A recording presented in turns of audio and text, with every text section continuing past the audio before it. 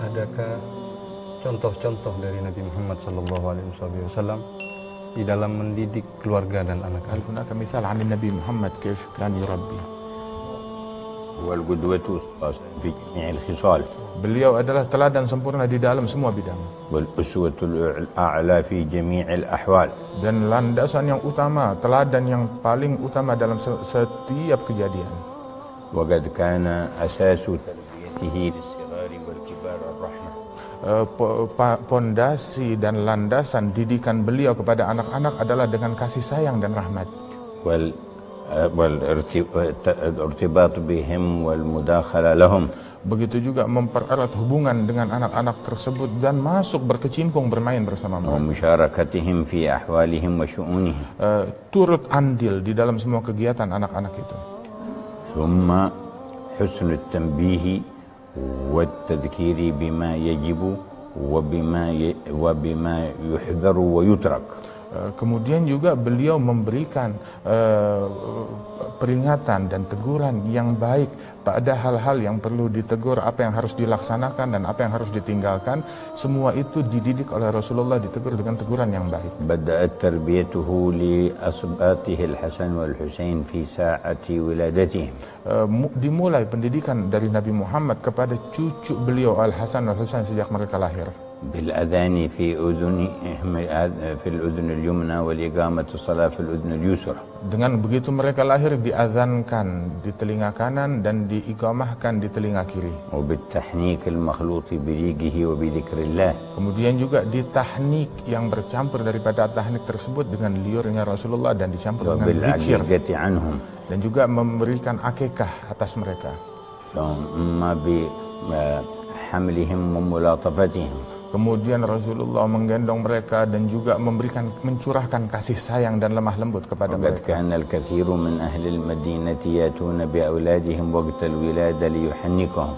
Banyak dari para penduduk kota Madinah membawa anak-anak mereka, bayi-bayi yang baru lahir, untuk ditahnik oleh Rasulullah SAW. وكان ولا يتركون أن يزوروا بهم رسول الله صلى الله عليه وسلم في أيام طفولته. Bahkan mereka pun juga tidak lupa untuk membawa anak-anak mereka berkunjung kepada Rasulullah SAW di masa kanak-kanaknya. وذلك لأن الطفل قبل التمييز وبعد التمييز متأثر بمن يجالس. Sebab balita, anak-anak kecil sebelum usia tamyiz ataupun setelahnya, mereka itu akan terpengaruh dengan teman duduk dan lingkungan mereka. وقد كان يضعهم على حجره الكريم. Dahulu Rasulullah memangku keduanya itu di pangkuannya. حتى منهم من بال على حجره. Di antara anak-anak yang pernah dipangku oleh Rasulullah bahkan yang mengompol di pangkuan Nabi Muhammad. كان كثيرا ما ينظم المسابقة وشيء مما يشتغل به الأطفال للحسن والحسين. Bahkan juga Rasulullah turut mengelola perlombaan yang dilaksanakan oleh anak-anak tersebut, bahkan antara Al-Hasan dan Al-Husain. وقد يتولى إطعامهم وتلقيمهم بيده. Bahkan Rasulullah tidak segan untuk menyuapi mereka dengan tangannya sendiri. ولما تناول الحسن يوما تمرة من تمر الصدقة انتزعها من وسط فمه وقال كخ كخ أما تدري أن لا نأكل الصدقة. Pernah satu kali salah seorang cucunya Rasulullah SAW memakan daripada kurma sedekah, maka Nabi Muhammad mengeluarkan kurma itu dari mulut mereka dengan tangannya dan menyuruhnya untuk memuntahkan, keluarkan. Tahukah engkau sesungguhnya kami para ahlul bait, kami tidak makan daripada uang sedekah. ومع عظيم ملاطفته ورحمته لم يأذن له بتجاوز الحد في تمرة صغيرة. Artinya bersama kelembutan dan kasih sayang Rasulullah SAW, beliau tetap tegas dan tidak mengizinkan anak-anak yang beliau kasihi itu melewati batas mengambil sesuatu yang bukan haknya, walaupun itu hanya sebutir kurma. ولم يقل هذا صغير لا يعرف بعد.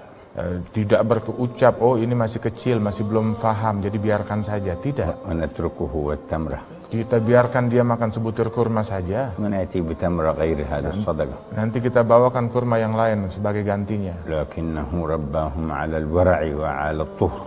Tapi Tapi itu tidak dilakukan oleh Rasulullah. Beliau mendidik keluarganya atas keberhati-hatian yang tinggi daripada hal yang syubhat dan yang haram dan di dalam kesucian. في هذا إقامة الميزان في التربية. Ini adalah mendirikan pendidikan yang seimbang di dalam mendidik. وكثيرا ما أخرجهم معه إلى المسجد في أوقات الصلوات وغيرها. Dan seringkali Rasulullah membawa anak-anaknya, cucunya ini ke masjid di dalam waktu salat.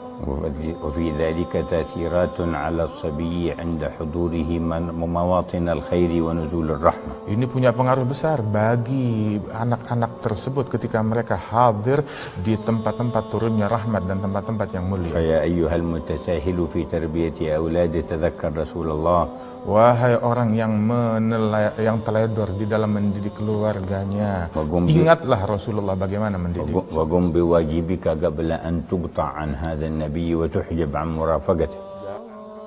Dan kewajibanmu sebelum engkau terputus untuk dapat mendampingi Nabi ini esok hari. ويا أيها المتشدد المبالغ الذي لا يرى منه الأطفال ملاعبة ومداعبة ورافة ورحمة اقتدي بنبيك.